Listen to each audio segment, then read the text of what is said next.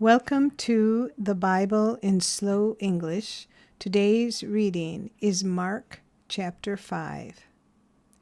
They came to the other side of the sea, into the country of the Gadarenes. When he had come out of the boat, immediately a man with an unclean spirit met him out of the tombs. He lived in the tombs. Nobody could bind him any more, not even with chains, because he had been often bound with fetters and chains, and the chains had been torn apart by him, and the fetters broken in pieces. Nobody had the strength to tame him. Always, night and day, in the tombs and in the mountains, he was crying out and cutting himself with stones. When he saw Jesus from afar, he ran and bowed down to him, and crying out with a loud voice, he said, "What have I to do with you, Jesus, you Son of the Most High God? I adjure you, by God, don't torment me." For he said to him, "Come out of the man, you unclean spirit." He asked him, "What is your name?" He said to him, "My name is Legion, for we are many." He begged him much that he would not send them away out of the country. Now on the mountain side there was a great herd of pigs feeding. All the demons begged him, saying, "Send us into the pigs, that we may enter into them."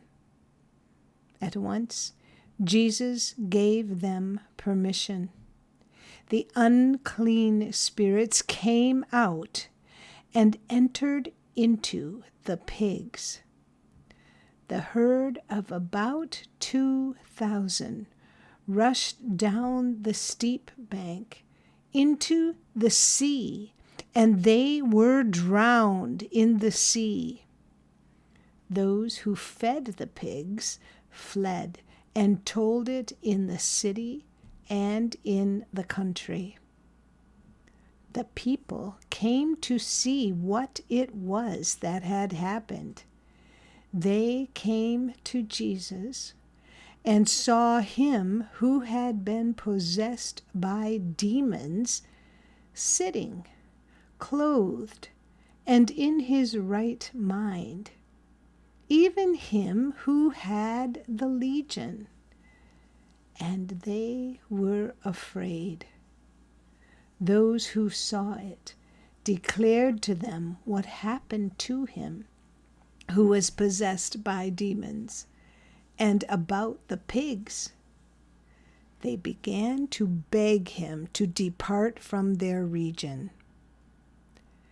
As he was entering into the boat, he who had been possessed by demons begged him that he might be with him. He didn't allow him, but said to him, "Go to your house, to your friends, and tell them what great things the Lord has done for you, and how he had mercy on you." He went his way and began to proclaim in Decapolis how Jesus had done great things for him, and everyone marveled. When Jesus had crossed back over in the boat to the other side, a great multitude was gathered to him, and he was by the sea. behold, one of the rulers of the synagogue, Jairus by name, came, and seeing him, he fell at his feet and begged him much, saying, "My little daughter is at the point of death. Please come and lay your hands on her, that she may be healthy and live."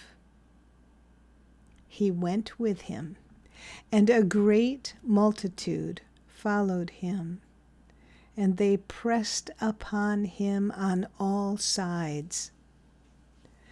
A certain woman who had a discharge of blood for 12 years, and had suffered many things by many physicians, and had spent all that she had, and was no better, but rather grew worse, having heard the things concerning Jesus, came up behind him in the crowd and touched his clothes.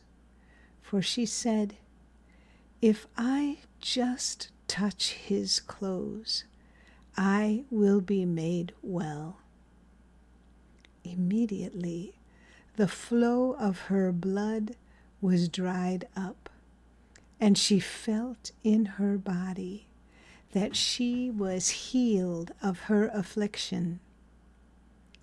Immediately Jesus, perceiving in himself that the power had gone out from him, turned around in the crowd and asked, "Who touched my clothes?"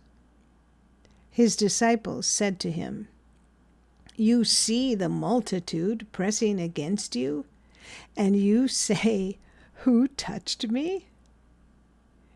He turned around to see her who had done this thing.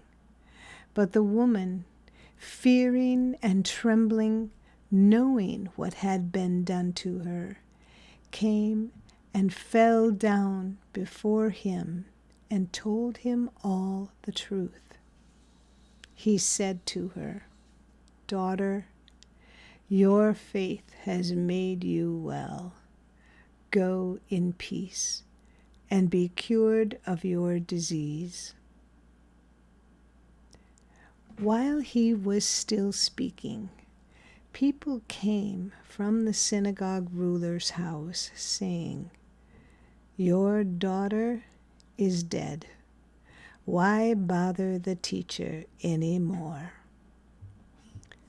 But Jesus, when he heard the message spoken, immediately said to the ruler of the synagogue, "Don't be afraid, only believe."